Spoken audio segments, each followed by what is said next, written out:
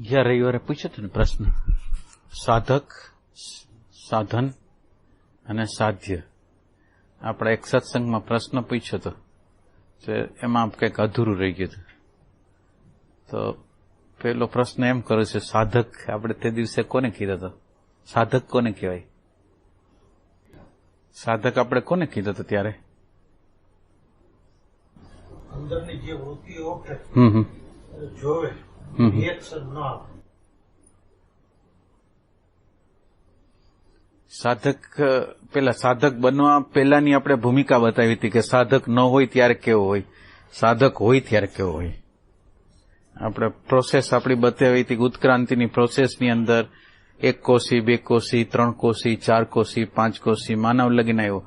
માનવ બન્યા પછી ધીરે ધીરે ધીરે સંસ્કૃત થતો ગયો. આપણે બધી વાત કરી હતી કે નથી કરી? એમાં સાધક આપણે કોને કીધું હતું? સાધક છે એ કોને કીધું હતું?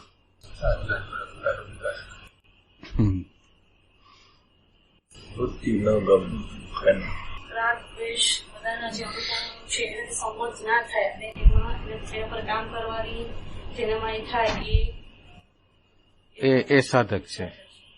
બધા અનુભવો સાથે અસંમતિ ધરાવે.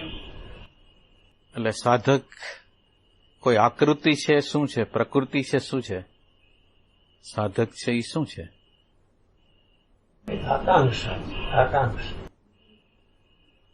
આકાંક્ષા છે. સંસારની આકાંક્ષા અને આમાં ફરક શું છે? એટલે એનાથી જે ત્રાસી ગયેલો હોય, કંટાળી ગયેલો હોય, સંઘર્ષ કર્યા હોય, એની બહાર નીકળવાની જેને ઝંખના હોય. ઈચ્છા થાય.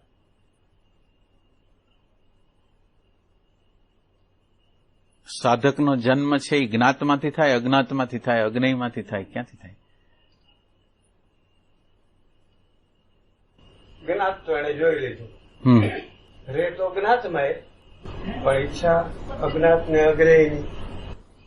એટલે સાધક એક એવી વૃત્તિ છે કે જે રાગ, દ્વેષ, પ્રેમ વગરની સ્થિતિ, આનંદ વગરની સ્થિતિ, સંવાદ વગરની સ્થિતિ, એમાંથી જે બહાર નીકળવા માંગે છે એવી જે વૃત્તિ આપણી અંદર છે એ સાધક છે.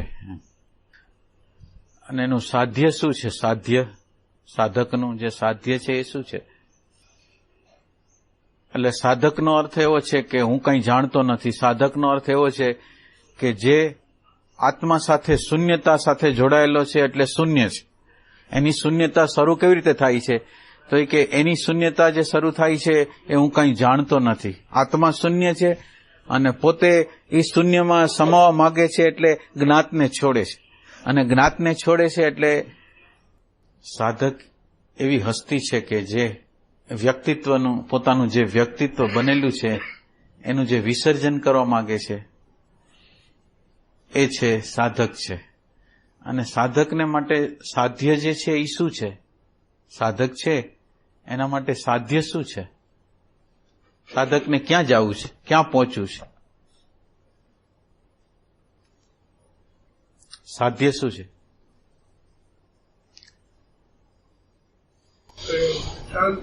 શાંતિ, પ્રેમ, એનું સાધ્ય છે. તો જીવનના વ્યવહારમાં પેલું સિલેક્શન કોનું કરશે? જીવનનો જે વ્યવહાર ચાલતો હશે ત્યારે આપણે બોલી તો જાય છીએ પ્રેમ, શાંતિ, આનંદ, પણ આપણું સિલેક્શન કોનું હોય છે? જ્યારે વ્યવહાર થતો હોય ત્યારે અહંકાર ઘવાતો હોય, આર્થિક રીતે નુકસાન જાતું હોય, તો આપણો પેલો પ્રેફરન્સ કોનો છે? તો એ કે પેલો પ્રેફરન્સ છે એ પ્રેમનો છે, શાંતિનો છે, આનંદનો છે. એટલે સાધ્ય આ ખાલી આદર્શ રૂપે નહીં પણ હકીકત રૂપે આ છે કે નહીં? સાધ્ય શું છે? હવે આ સાધ્યમાં માનો કે તમે પ્રેમ બોલો છો, તો આ પ્રેમમાં જીવવું હોય તો શું કરવું? પ્રેમમાં આપણે જીવવું છે, તો આ પ્રેમમાં જીવવા માટે આપણે શું કરશું? સવારથી સાંજ લગીને કોઈને કોઈ ઘટના તો ઘટવાની જ છે, તો આપણે એ વખતે શું કરશું?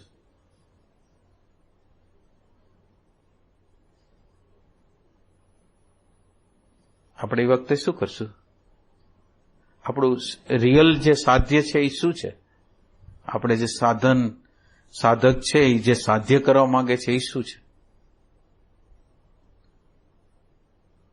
સાધક શેનો બનેલો? સાધક પોતે ખ્યાલ આવ્યો હોય કે આપણે બહારની સાઈડ જે આપણું ચિત્ત હોય છે એને કારણે અશાંતિ હોય છે, એટલે શાંતિ તરફ જવા માટેની કોશિશ હોય એને આપણે સાધક કહી શકીએ.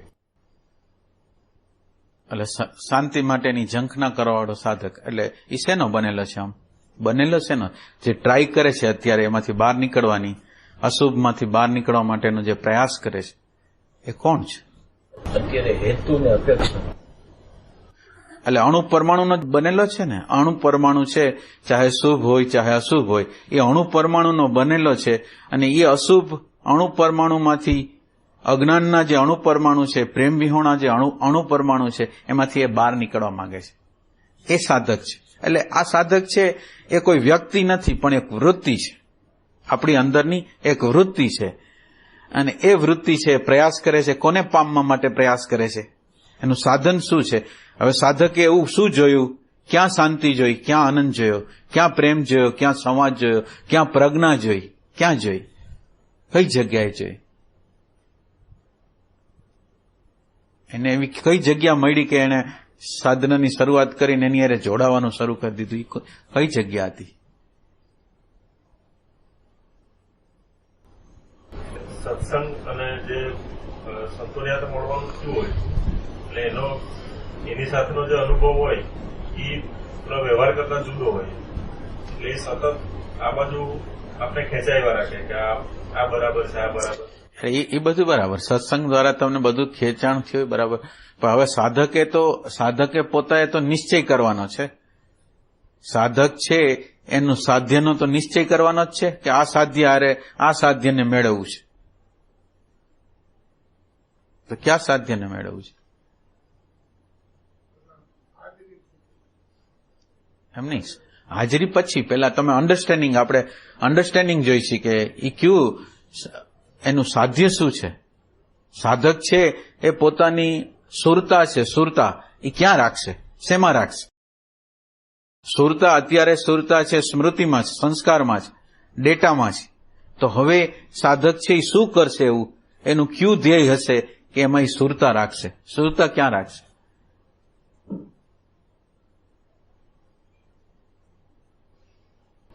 સ્મૃતિની તાદાત્મ્યતા તોડશે. હે? સ્મૃતિની તાદાત્મ્યતા તોડશે. સ્મૃતિની તાદાત્મ્યતા તોડશે, પણ એની અન્ડરસ્ટેન્ડિંગ શું છે? એ બધી વાત બરાબર, પણ એની અન્ડરસ્ટેન્ડિંગ શું છે? ક્યાં સુરતા રાખવી? એમ એકાગ્રતાની વાત પછી. હવે અત્યારે એકાગ્રતાની વાત નથી. અત્યારે તો સાધ્ય શું છે? આપણે જ્યાં પહોંચવાની, માનો કે તમે સત્સંગમાં આવવા માંગતા હતા તો તમારું ડેસ્ટિનેશન હતું કે અહીંયા સત્સંગમાં અમારે જવું છે, તો આ તમારું ધ્યેય હતું અને આ ધ્યેય અગર તમે પહોંચી ગયા. પણ આ સાધક છે એનું ધ્યેય શું છે? એટલે હોવાપણું શું છે કે જેથી હોવાપણામાં સાધકે વાત સાંભળીને હોવાપણામાં રહેવા જાય છે કે ખરેખર હોવાપણું શું છે એની સાધકની આપણે જયારે ક્વોલિટીની વાત કરી છે ત્યારે ખાલી ઇન્ફોર્મેશન નથી, જ્ઞાતની વાત નથી કરતા. સાધક છે એ ઊંચાઈ છે. તો એ સાધક છે એ હોવાપણું છે એ કેવી રીતે એને ગોઈતું? હોવાપણું શું છે? હોવાપણું છે એ શું છે? શાંતિ અને પ્રેમના કેન્દ્રમાં રહીએ. એ નહીં, પેલા અન્ડરસ્ટેન્ડિંગ ક્યાં રહીએ પછી પેલી આપણે અન્ડરસ્ટેન્ડિંગની જોઈશે કે એનું લક્ષ્ય ક્યાં છે અને જે લક્ષ્ય નક્કી કર્યું છે એ અસ્તિત્વ ધરાવે છે કે નથી ધરાવતું?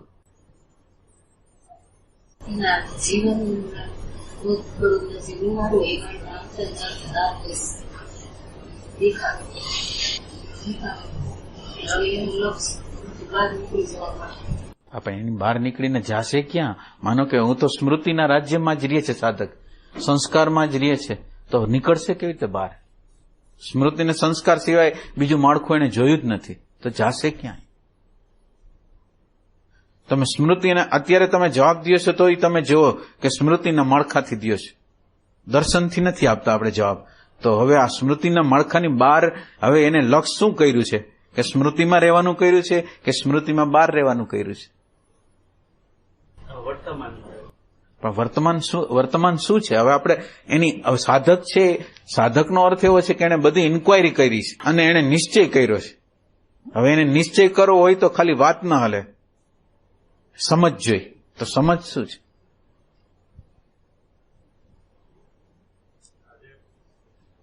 જે જે વિચાર ને એનું જે કેન્દ્ર છે અત્યારે એની બહારનું એક કેન્દ્ર બનાવવું પડે. એમ કેન્દ્ર બનાવવાની વાત પછી પેલા કેન્દ્ર છે અને છે હોય તો તમે કેવી રીતે ખબર પડી કે કેન્દ્ર છે? આપણે ઇન્ક્વાયરી કરી છે. એટલે કેન્દ્ર એટલે આપણે જે મતલબ હોવાપણું કે એની વાત નથી કરતા. હા. કે એનો ટચ થઈ નથી શકતો. એટલે જે વિચારમાં બી નથી અને આ બાજુએ નથી, હા હા એની વચ્ચે એવું પોતાનું કેન્દ્ર તૈયાર કરવું પડે કે જ્યાં એ પોતાનું ચિત્ત હાજર રાખીને પોતે છે એવું એ કહી શકે. એટલે શ્વાસ દાખલા તરીકે એટલે એમાં રહીને વિચારોમાં જાય અને શ્વાસમાં જાય, એ બેમાં તો ખ્યાલ આવવાનો જ છે. આપણે તો અત્યારે જે વાત કરી છે એ સાચો સાધક છે એની વાત કરી છે. આ તમે જે વાત કરો છો એ વચ્ચેની વાત આવશે ખરી, પણ હજી વાર છે. આ સાધક આપણે રિયલ જે સાધક છે એની વાત કરી છે કે રિયલ સાધક કેવો હોય, અને રિયલ સાધક એના પોતાનું ધ્યેય કેવી રીતે નક્કી કર્યું હોય. પોતાનું ધ્યેય છે ત્યાં જવાનું, તો એનું ધ્યેય એને કેવી રીતે નક્કી કર્યું છે? ધ્યેય શું હશે? આપણે તો અત્યારે સાધકની વાત કરી, એ બધી વાત આવશે પાછળથી. આ બધી વાતો પછી આવશે, પણ અત્યારે આપણે જે સાધકની વાત કરી રહ્યા છીએ એ રિયલ સાધકની. જો ખોટા ખોટા સાધકની વાત, જનરલ કહેવાતા સાધકોની વાત કરતા હોય તો એ જુદી વસ્તુ થઈ ગઈ. પણ જયારે આપણને એમ પ્રશ્ન કર્યો છે કે સાધક, સાધ્ય અને સાધન, તો હવે આપણે રિયલ સાધકની વાત કરી છે. તો રિયલ સાધક છે કે જેણે નિશ્ચય કર્યો છે કે હવે આ જગ્યાએ સુરતાને આ જ જગ્યાએ રાખવી, એ સાધકની આપણે એ વાત કરી છે. એ લક્ષ હવે ક્યું રાખશે એમ? અને તમે તપાસ ન કરી શકતા હો તો હું તમને હેલ્પ કરું. તમે વારે વારે કહો છો કે હોવાપણામાં રહેવું એમ તમે કહો છો. હોવાપણું શું છે? હવે આપણે અન્ડરસ્ટેન્ડિંગમાં, પેલા આપણે કોઈ સાધના નથી કરવી, આપણે જોઈશી અન્ડરસ્ટેન્ડિંગ જોઈશી. તો અન્ડરસ્ટેન્ડિંગમાંથી તમે જેને હોવાપણું કહેતા હોય એ વસ્તુ કહો કે તમે આને હોવાપણું કહો છો. એટલે સાધકને જવું છે ક્યાંય ખબર તો પડવી છે ને કે સાધકને ક્યાં જવું છે. વારે વારે બધાએ કીધું દ્રષ્ટા છે, સાક્ષી છે, વર્તમાન છે, એ બધી બહારથી આવેલી ડેટા છે. અને સાચો સાધક હોય એ તો આ બહારની વસ્તુને સ્વીકારે નહીં, શાસ્ત્રની વસ્તુને સ્વીકારે નહીં. એ કે મારે તો મારું દર્શન જોઈશે. તો આપણે એવા સાધકની વાત કરી છે કે જે સ્વયંનું દર્શન કરવા માંગે છે. તો હવે એ સાધકને આપણે પૂછી છીએ કે આ જેને તમે વર્તમાન કહો છો એ શું છે? સામે જે છે, જેવું છે એવું જે પ્રગટ થાય એને અનુભવે. એટલે જેવું છે એવું એક દ્રષ્ટાંત આપીને સમજાવો કે જેવું છે એ આ કહેવાય.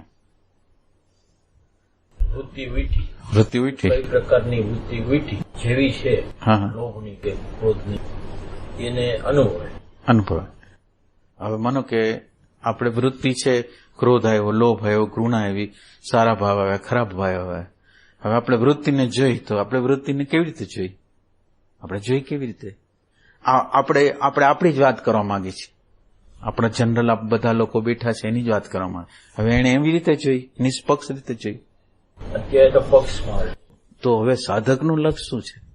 સાધક, માનો કે તમે જે જગ્યાએ ઉભા છો, સ્મૃતિની જગ્યા છે, સંસ્કારની જગ્યા છે, નિરીક્ષકની જગ્યા છે. તો એ નિરીક્ષક છે એ જોવે છે. તો એને તમે વર્તમાન કહો છો, એને હોવાપણું કહો છો. કોને કહો છો હોવાપણું? હોવાપણ અને આપણે આગળ જઈ શકીએ. હોવાપણું કોને કહેશો તમે?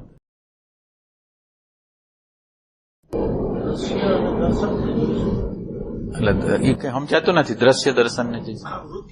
હા હા ઉઠવાથી જે કઈ દ્રશ્ય બન્યું, હા, એ દ્રશ્ય બનવાથી અંદર જે દર્શક છે, એટલે દર્શન તો એવું મને થયું કે આ રાગ ખરાબ છે, દ્વેષ ખરાબ છે, તો એ દર્શનને તમે હોવાપણું કહો છો. પેલા જે વૃત્તિ ઉઠી એક દ્રશ્ય બની, હા, એ દ્રશ્ય બની ગઈ. હા તો એ જે દ્રશ્ય બની ગયું, હા હા એને જે દર્શક જે જોવે છે કે આ વૃત્તિ આવી ઉઠી, હા આ નેગેટિવિટી આમાંથી ઉઠી, હા હા એ બે ને જોનાર જે છે એ હોવા પડે. એટલે બેયને કોણ જોવે છે? આપણે કોઈ દી જોયું છે? સાચું બોલજો. આપણે જયારે વાત કરી છે ત્યારે ઈમાનદારીની વાત કરી છે કે ખરેખર કોઈ આ બેયને જોવે છે, દ્રશ્યને અને જે જોતો હોય એ બેયને જોવે છે કોઈ? સાચી વાત કરે. હરેક પડે પોસિબલ નથી, એટલું કોઈ સાધનાની ઉચ્ચ કક્ષા નથી કે હરેક પડે જોઈ શકાય. એક સેકન્ડ માટે કોઈ જોયું હોય તો આપણે રાજી છીએ. છે કોઈ? આપણે શું કહી છે? સાધક છે એ કલ્પનામાં નહીં જાય, ઇન્ફોર્મેશનમાં નહીં જાય. અત્યારે હું તમને એ પ્રશ્ન પૂછું છું કે તમે અત્યારે જે હોવાપણું કહો છો એ શું છે? તમે આગળનું ન કહો, અત્યારે તમે જે હોવાપણમાં છો તો આપણે એમાંથી રસ્તો નીકળશે એમ.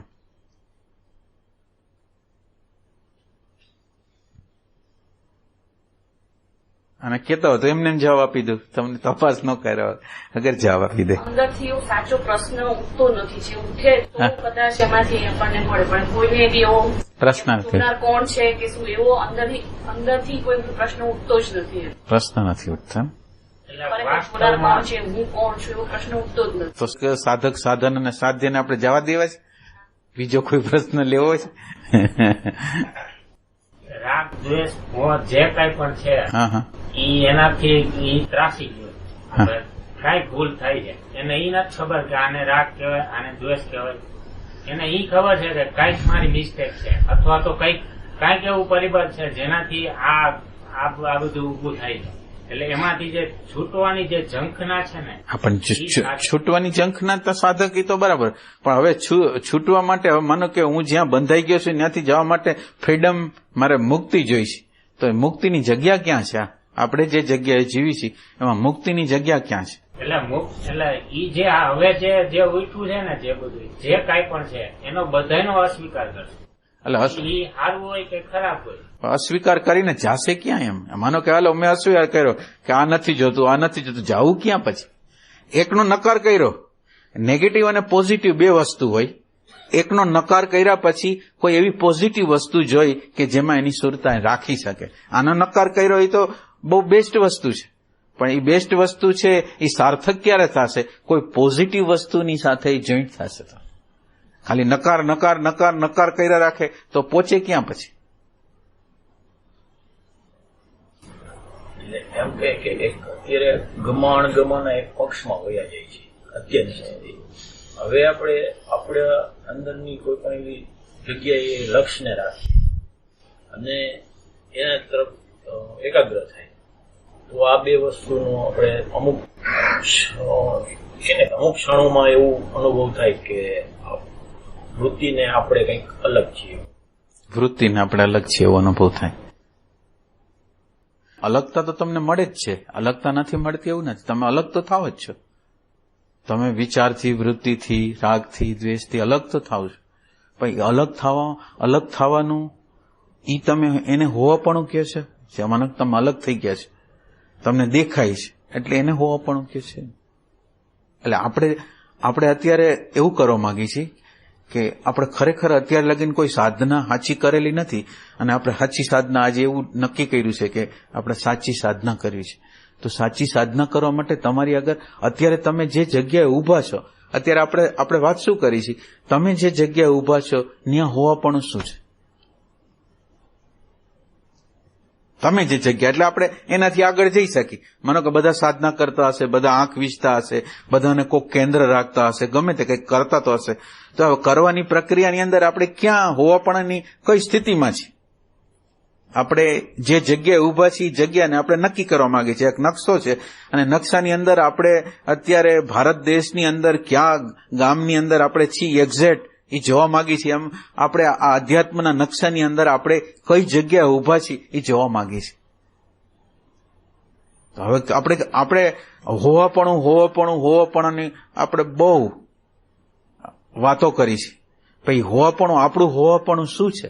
આપણે જે હોવાપણું કહી છીએ એ શું છે?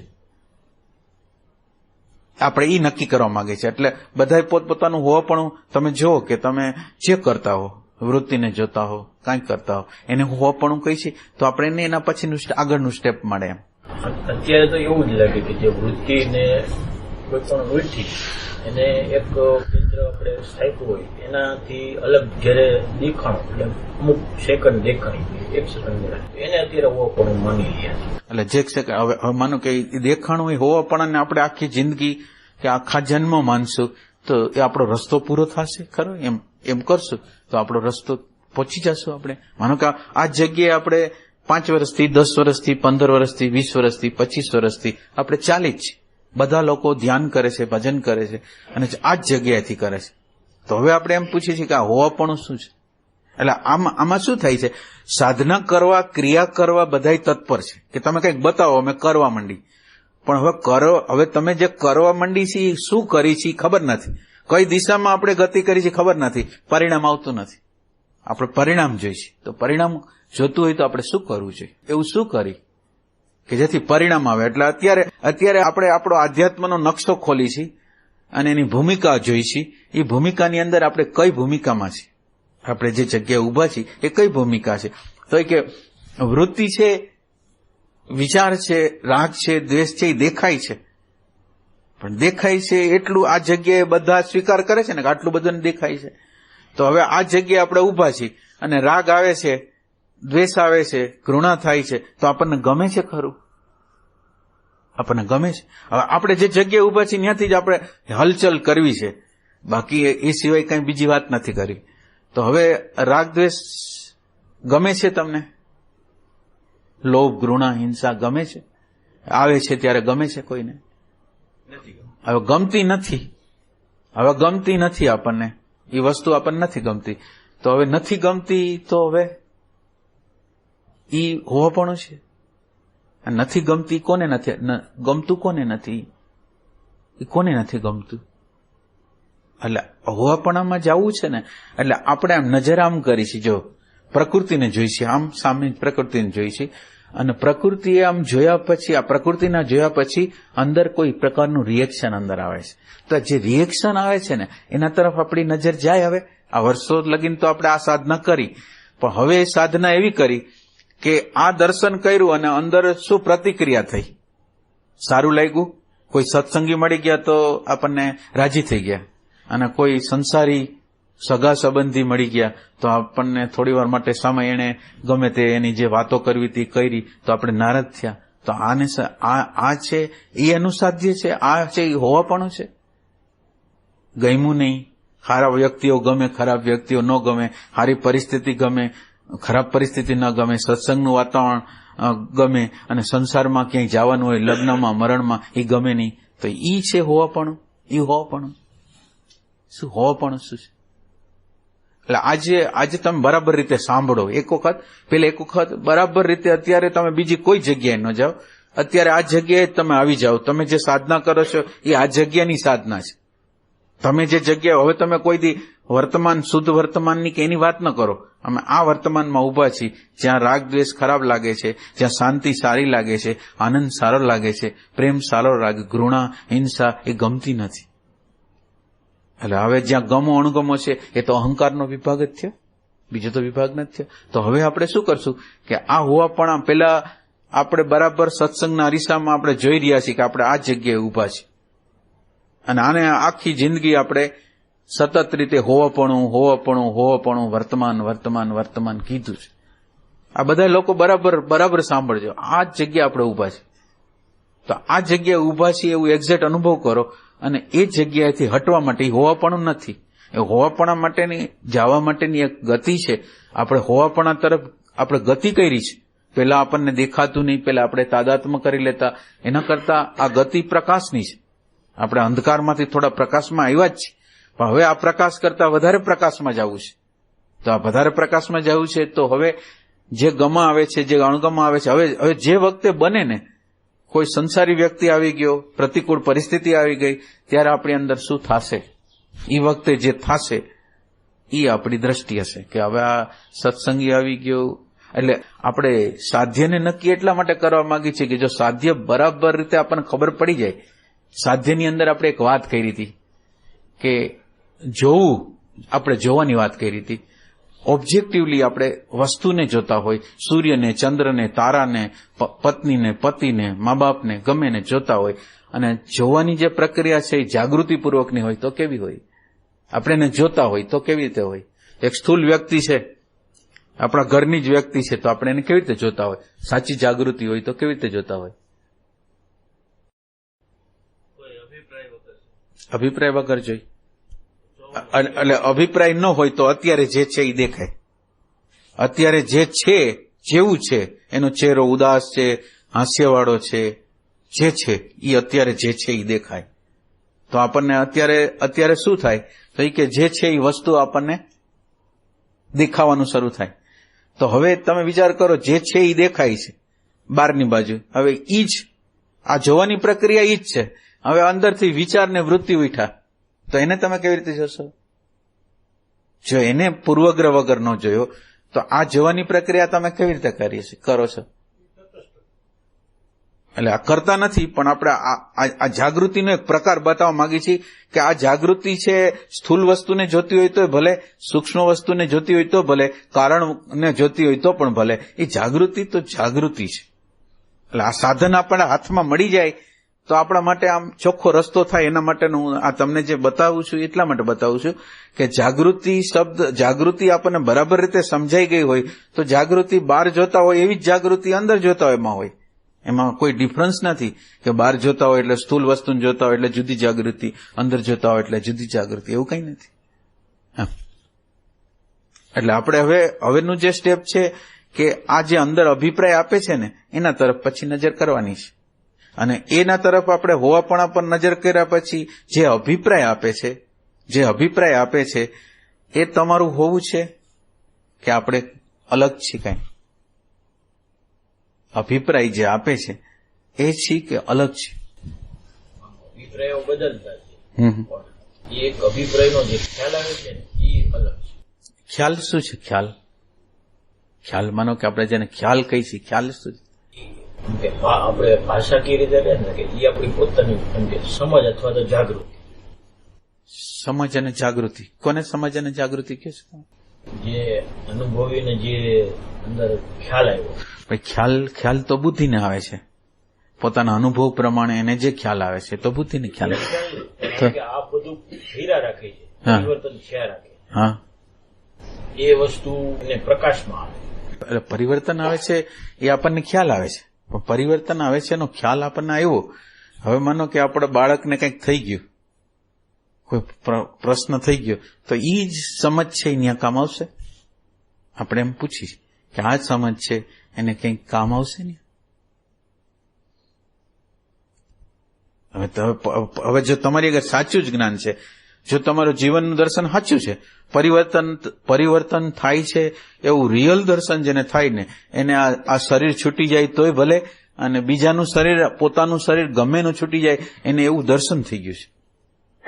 આ પરિવર્તન પામતી પ્રકૃતિનું જ યથાર્થ દર્શન થઈ ગયું છે. પણ હવે આપણને એવું દર્શન છે ખરું? એમ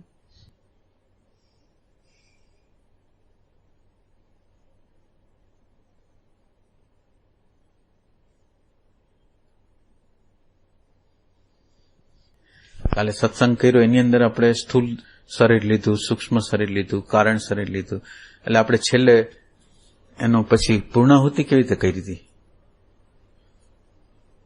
કાલે જે પૂર્ણાહુતિ કરી હતી આપણે સ્થૂલ પેલા બોડી લીધું કે આ બોડીને ભાન થાય છે, પછી આપણે એમ કીધું કે સૂક્ષ્મ બોડીને ભાન થાય છે, પછી આપણે એમ કીધું કે કારણ બોડીને ભાન થાય છે.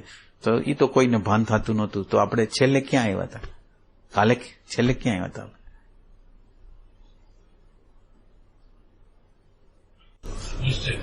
જાગૃત સ્વપ્ન અને સુષુપ્ત અવસ્થા એના દ્વારા જાણી શકીએ. ના, એવું નથી. છેલ્લું નિષ્કર્ષ છે એ શું હતો? હાવ છેલ્લો નિષ્કર્ષ શું હતો? સંસારની સાધનની વૃત્તિ બે હરખી જોઈએ, સાધક મજબૂર થઈને પકડી. ના, એ કઈ નથી. ના, એક કારણ શરીરનો તો પ્રશ્ન પૂછ્યો તો, પણ આપણે જે વાત કરી એ વસ્તુ શું હતી? જાગ્રતમાં, સ્વપ્નમાં અને સુષુપ્તિમાં જે ત્રણેયને નિહાળે છે એ આપણું સ્વરૂપ છે. એટલે નિહાળે છે એ આપણે છીએ. કેવી રીતે આપણે સિદ્ધ કર્યું હતું? એમ આપણે કેવી રીતે સિદ્ધ? જાગ્રત હતા તો જાગ્રતની સ્વપ્ન આવ્યું, એટલે સ્વપ્ન આવ્યું ત્યારે દેહ ભાવ નહોતો, છતાંય એક વસ્તુની ખબર હતી કે સ્વપ્ન આવ્યું. પછી સપનાને બરાબર હાથમાં રાખીએ આપણે. સપનાનું દ્રષ્ટાંત છે, સપનાની અંદર સ્થૂલ દેહ સૂતો છે, સ્થૂલ દેહ છે એ સૂતો છે, અને સપનાનું ભાન થાય છે એ મને થાય છે. તો મને જો સપનાનું ભાન થતું હોય તો આ સ્થૂલ દેહ સૂઈ ગયો છે, એ સ્થૂલ દેહ હું નથી એવો નિશ્ચય કરવા માટે સપન છે. આ તો એ વસ્તુ છે ના. એટલે આમ બહુ મહત્વની વસ્તુ છે. આમ મનન નિધિધ્યાસન કરવાની વસ્તુ છે કે સપનાની અંદર સપનું કોક જોવે છે ને સપનું હું જોઉં છું, અને સપના વખતે સ્થૂલ દેહ તો સૂતો છે, અને સ્થૂલ દેહ વગર મારું અસ્તિત્વ છે એવો જે નિશ્ચય કરવાનો જે છે એ એના દ્વારા નિશ્ચય થાય. એ વાત કે પણ છેલ્લે જે આપણે વાત કરી હતી એક સૂક્ષ્મ શરીર પછી વાત આવી કે આ સ્થૂળ શરીરને હલાવવાવાળું સૂક્ષ્મ શરીર છે અને સૂક્ષ્મ શરીર પછી આ સૂક્ષ્મ શરીર આપણા ચિત્તની સ્ક્રીન ઉપર વૃત્તિઓ, વિચારો, ભાવો આવે છે. આપણે આ વાત કરી હતી કે નથી કરી? તો એ વૃત્તિ એમ બોલે છે હું છું, એ વિચાર એમ કહે છે, એ રાગ એમ કહે છે, એ દ્વેષ એમ કહે છે કે હું છું. એ જે વૃત્તિ ઉઠી અને કોણ કહે છે આ છે, એ કોન્શિયસનેસ છે, એ ભાન છે અને એ સાધકનું લક્ષ્ય છે. સાધકનું જે લક્ષ્ય છે એ શું છે કે જે ચિત્તની સ્ક્રીન ઉપર જે વિચારો પ્રગટ થયા, જે વૃત્તિઓ પ્રગટ થઈ, જે ભાવ પ્રગટ થયો, એની સ્ક્રીન ઉપર પ્રગટ થયો. એ વૃત્તિ પોતે બોલતી નથી હું છું, પણ એને કોક પ્રકાશ કરે છે, એને કોક કહે છે કે એ છે. એને ભાન નથી, એ ડેટા છે, એને કોઈ ભાન નથી. તો હવે એ જે નિશ્ચય છે સાધકે આ નિશ્ચયમાં આવવાનું છે કે આ ભાન છે એટલે આ ખાલી વિચારથી ન થાય. આ તમારા અંદરનો પ્રેમ હોય, એના માટેનું મનન હોય, તમને એવું હોય કે આ જ્ઞાન છે એ વ્યવહારના મેદાનમાં હાલશે કે નહીં. એ તમને અંદર આપણને એટલો પ્રેમ હોય કે ખાલી આપણે બૌદ્ધિક રીતે મનાવવા માટે નથી બેઠા, પણ એમ કે આપણે ખરેખર જયારે પરિસ્થિતિ આવશે ત્યારે આ જ્ઞાનને જાળવી શકશું કે નહીં. એવું જ્ઞાન, નક્કર જ્ઞાન પેદા કરવું છે આપણે. તો નક્કર જ્ઞાન પેદા કરવું હોય તો અંદરની બનાવટ ના હાલે, પણ અંદરના ઊંડાણથી, અંદરના પ્રેમથી એની અંદર જવું પડે. એટલે સાધકનું જે લક્ષ્ય છે એ આ છે. સાધકનું લક્ષ્ય શું છે? આ કોન્શિયસનેસ, ભાન છે. આ ભાનના પડદા ઉપર આ બધા વિચારો, વૃત્તિઓ આવે છે. આ એનું લક્ષ્ય છે. સાધક પોતે એમ્પ્ટી છે, એટલે સાધક પોતે એમ્પ્ટી છે, એટલે એમ્પ્ટી એટલે જ્ઞાત સાથે જોડાયેલ નથી, એટલે સાધક એ ભાન જ છે અને સાધન છે એ ભાન જ છે. જે સાધન તમે લેવાના છો એ પ્રેઝન્ટ મોમેન્ટનું સાધન લેવાના છે, તો એ પણ ભાન છે. સાધક છે એ ભાન છે. એટલે જે સેન્સમાં હું કહું છું એ સેન્સમાં, એટલે ત્રણેય વસ્તુ એક છે, જુદી વસ્તુ નથી. સાધક અલગ છે, સાધ્ય અલગ છે, સાધન અલગ છે, એવું ત્રણ વસ્તુ એક જ છે. સાધક જે છે, સાધન જે છે અને સાધ્ય જે છે, ત્રણેય એક જ છે. પણ પહેલા પ્રથમ આપણને ખબર પડી જોઈએ સાધક એને કહેવાય કે જે જ્ઞાત સાથે જોડાયેલો નથી, જે ઇન્ફોર્મેશન સાથે જોડાયેલો નથી, જે માન્યતા ધારણાઓ સાથે જોડાયેલો છે નથી, એ સાધક છે. હવે એની હારે જોડાયેલો ન હોય તો એ સ્મૃતિ બહાર જ કહેવાય. તો વર્તમાન જેને કહી છે એ સ્મૃતિ બહારની વસ્તુ છે, અને એનું સાધ્ય જે કોન્શિયસનેસ છે એ પણ સ્મૃતિની બહારનું છે. તો ત્રણેય વસ્તુ એ જ છે. પણ હવે આપણે આ આખું ચિત્ર આપી દીધા પછી આ જગ્યાએ તો પહોંચી નથી શકતા. માનો કે હવે વાત તો કરી દીધી, પણ વાતમાં આપણે અહીંયા પહોંચવાના નથી, આ જગ્યાએ પહોંચવાના નથી. તો આ જગ્યાએ પહોંચવા માટે પછીના સાધનો, હવે પછીના સાધનો, માનો કે આ જગ્યાએ આપણે પહોંચી નથી શકતા, કોન્શિયસનેસ આગળ પહોંચતા નથી. કોન્શિયસનેસને અટકાવે છે કોણ? આ આત્મતત્વ છે એને પ્રગટ કોણ નથી કરવા દેતું? તો એ કે આપણી અંદર પેલી જે વસ્તુ, જો આત્મતત્વને જાણવું હોય, જીવવું હોય, તો પેલું ભાવની જરૂર છે, ઇમોશનની જરૂર છે, રિયલ ઇમોશનની જરૂર છે. તો આ ઇમોશન છે, ભાવ છે, એ આપણે આ ઘરમાં જીવી છીએ તો પત્ની પ્રત્યે, બાળકો પ્રત્યે, મા બાપ પ્રત્યે પ્રેમનું તત્વ છે ખરું આપણી અંદર? પેલા ઇમોશનને પ્રગટ કરવું છે, સેલ્ફ સેન્ટરને છોડવું છે. તો આ સેલ્ફ સેન્ટર એટલે પ્રેમ. તો આ સેલ્ફ સેન્ટરને છોડવા માટે આપણે શું કરીશું? હવે આત્મતત્વને આપણે અત્યારે અડતા નથી, કારણ કે આત્મતત્વને અડતા પહેલા તો આવો ભાવ જોઈએ, નકર આત્મતત્વ તો પ્રગટ જ ન થાય. તો હવે આપણે આપણી અંદર હવે જે સાધન છે એ આ સાધન છે કે તમારી અંદર સીધું નગદ આનંદ મળે, નગદ શાંતિ મળે એવું કોઈ કર્મ છે કે તાત્કાલિક તમે કોઈ કર્મ કર્યું અને તમને અંદર શાંતિ વળી ગઈ, તમને આનંદ મળી ગયો? એ કર્મ છે એ કામનાવાળું કર્મ ન હોય, પણ એ નિષ્કામ કર્મ હોય. કોઈ ભૂખો છે, કોઈ માંદો છે, કોઈ દુઃખી છે અને આશ્વાસન મળ્યું અને પાછો સ્વસ્થ થઈ ગયો, એ જે આપણે કર્મ કરી છે એ કર્મ છે એ ભાવના કર્મ છે. આપણું સેલ્ફ સેન્ટર છોડી અને બીજાને મદદ કરવા માટે જાય છે.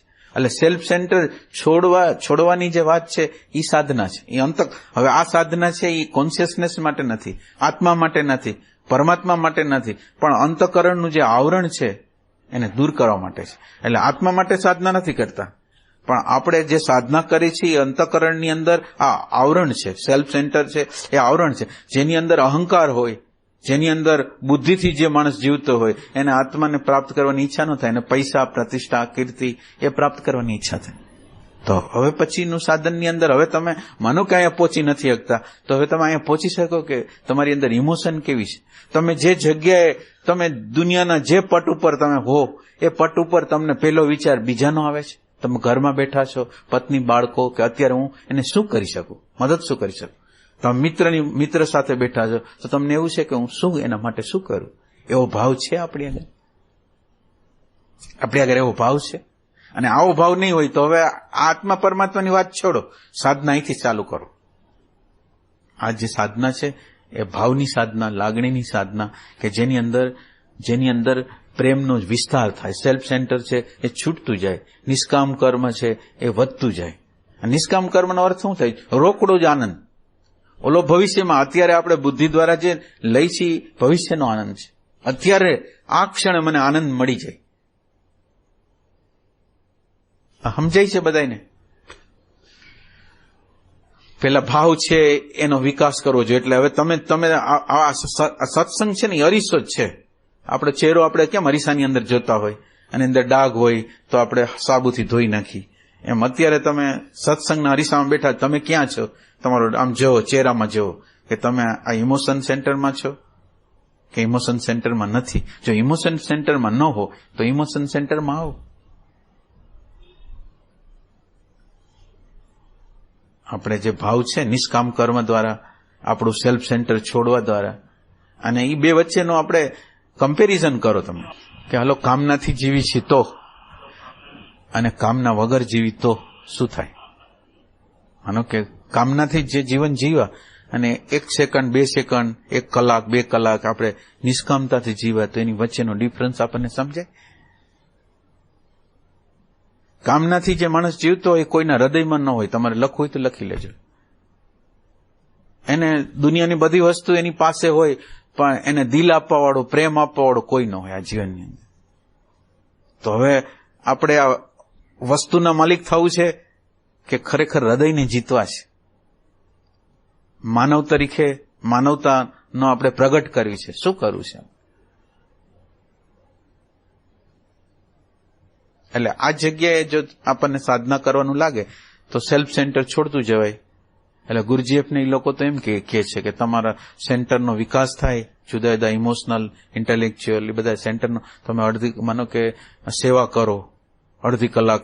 એ જે આપણું જે ઇમોશનલ સેન્ટર છે એને થોડુંક આપો, આપણે કસરત, એક્સરસાઇઝ આપો.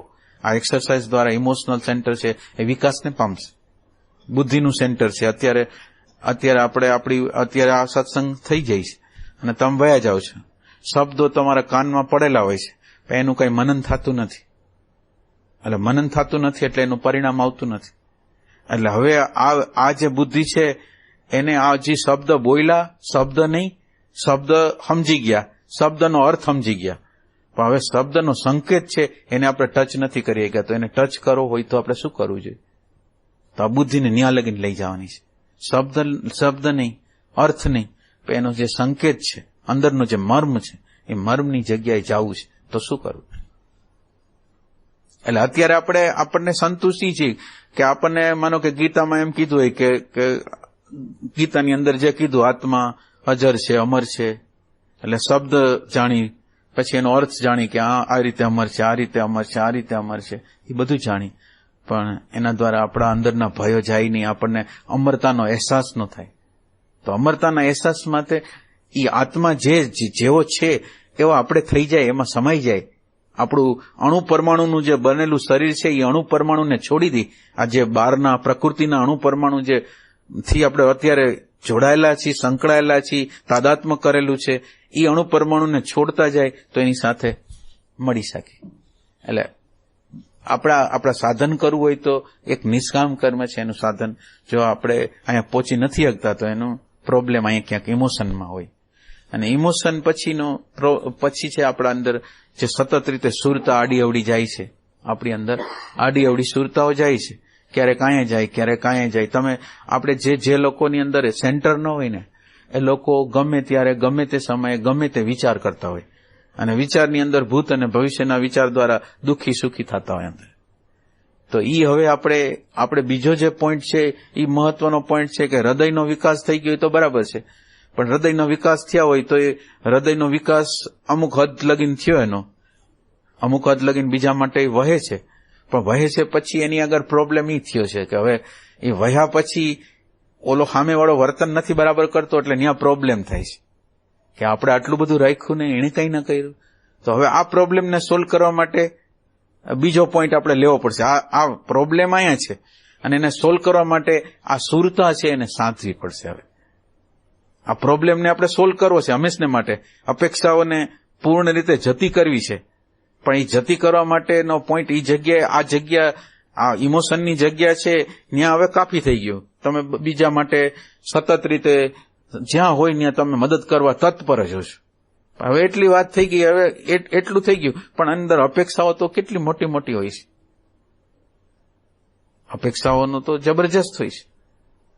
અને આ અપેક્ષાઓને વગર જે સેવા કરે છે, એટલે એક કોઈ વ્યક્તિ હતી, મોટી સંસ્થાઓ બનાવેલી હતી, એને નાનપણમાં બધા પોતાના પૈસા બધા આપી દીધા હતા અને એને મોટી સંસ્થા, હારામાં હારી સંસ્થા, આપણી જાણીતી સંસ્થા, એના મોટા હતા.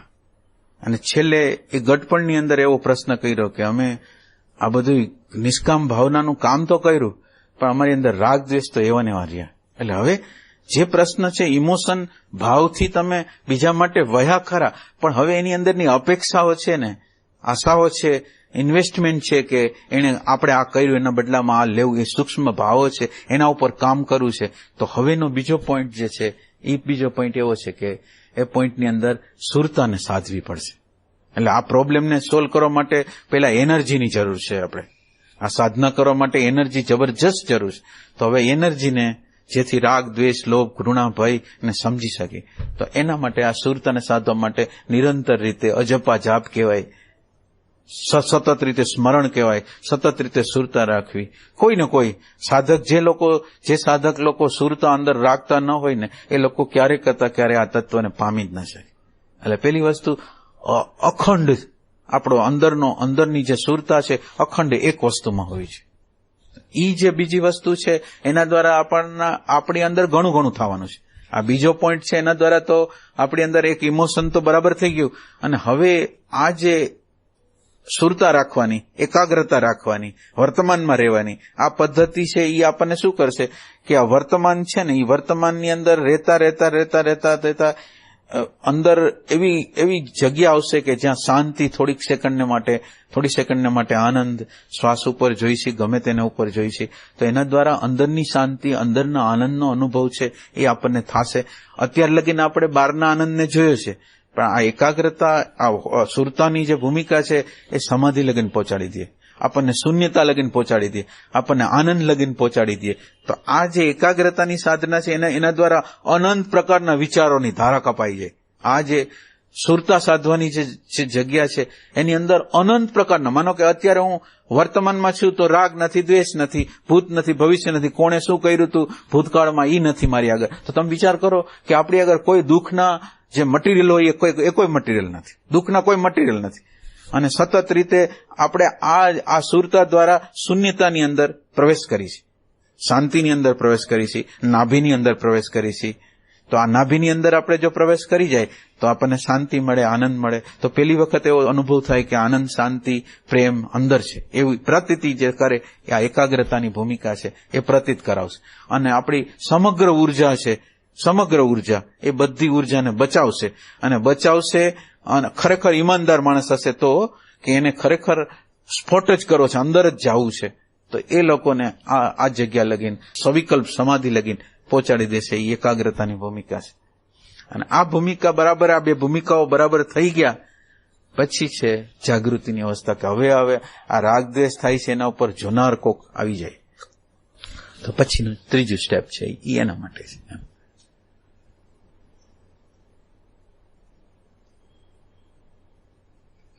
આમાં કઈ પ્રશ્ન હોય તો કોઈને?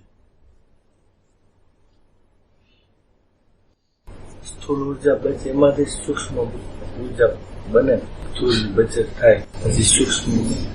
એટલે અત્યારે આપણી અંદર જે ખૂટે છે એટેન્શન ખૂટે છે.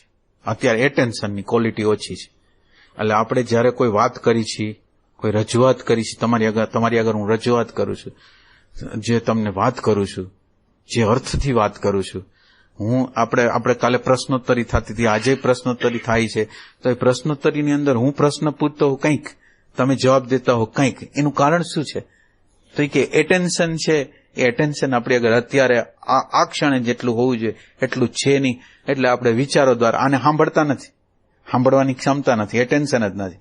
એટલે આ જેવો શબ્દ અંદર જાય એટલે વિચાર એની રીતે સજાગતા નથી, હોવાપણું નથી અત્યારે, તો એની રીતે પોતાની રીતે જવાબ દે છે. એટલે એટેન્શન છે ને, એ તો બહુ આવશ્યક વસ્તુ છે. એટેન્શન ન હોય તો સ્થૂળ જગતની અંદર એક્સપર્ટ ન થાય અને સૂક્ષ્મ જગતની અંદર એક્સપર્ટ ન થાય આપણે. એટલે એટેન્શન અત્યારે જે સાધકોને ખૂટે છે એ એટેન્શન ખૂટે છે.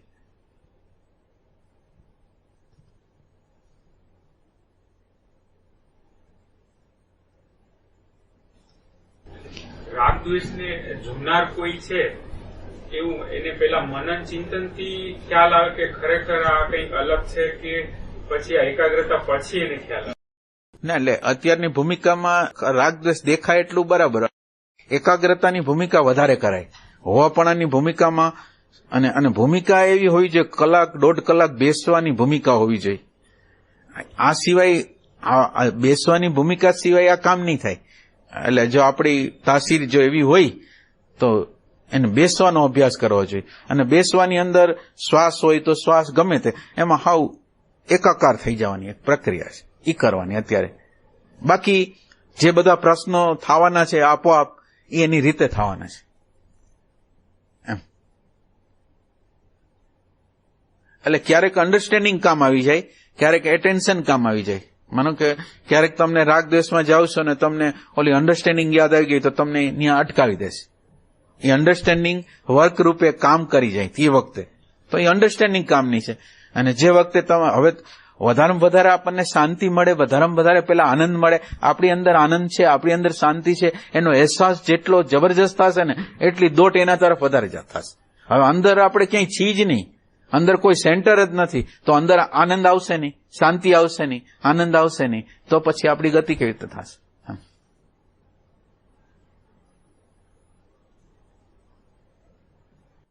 ભાવના વિકાસ કરવા માટે સેવાનું પરિબળ જેમ આગળ વધે, ભાવના વિકાસ તો બરોબર છે, પણ સેવાની અંદર એકદમ ઉતરી જાવ, સેવાનો એક અહમ ઉભો થાય થાય ને. એટલે જ આપણે વાત કરી ને, નિષ્કામ કર્મની એક હદ હોય છે, એક મર્યાદા હોય. નિષ્કામ કર્મ કરતા કરતા અંદર છુપી આશાઓ તો નિર્માણ થઈ જ જાય છે. અને એની અંદર હવે આમ એટલે આજે સાધકો એ લોકોને ખ્યાલ હોય, બાકી તો ઓલા લોકોને તો ઇમેજ જોતી હોય, એને મહત્તા જોતી હોય, એને કંઈક કામ કરાવવા હોય. એટલે એ લોકો જે સેવાના ભાવમાં જોડાયેલા એ સેવા તો હાવ અલગ જ પ્રકારની હોય. મારે કંઈ જોતું નથી, મારી આગળ ચોખ્ખું લક્ષ્ય છે કે મારે મારા ભાવનો વિકાસ કરવો છે, એના માટે જાઉં છું, એના માટે હું નથી જતો. એટલે આવી ક્લેરિટી તો લગભગ હોતી નથી. એમ આપણને એવું લાગે છે કે બીજાના ભાવ ઠીક નથી, મારો ભાવ તો ઠીક જ છે. આપણને જે લાગે છે એવું લાગે છે, અને સાધકને એવું લાગે કે આ મારો ભાવ છે એ બરાબર નથી, મારી અંદર પ્રેમ નથી, એવું લાગે.